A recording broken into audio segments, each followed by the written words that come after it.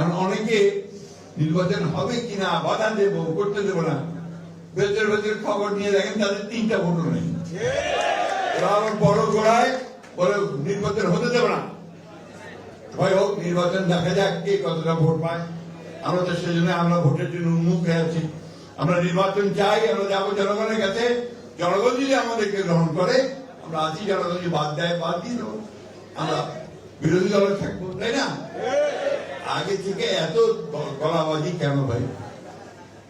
আমি সব শেষ করব যে আজকে আমাদের এই পরীক্ষাটা খুব কঠিন পরীক্ষা। এই নির্বাচনে নির্ধারিত হবে যে দেশ কি লিবারেল ডেমোক্রেসির হাতে থাকবে নাকি আপনার সমস্ত উগ্রপন্থী রাষ্ট্রবিরোধী লোকদের মধ্যে থাকবে।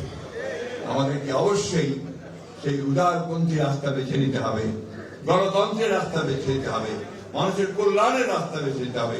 সেই কারণেই আমাদের 30 দফা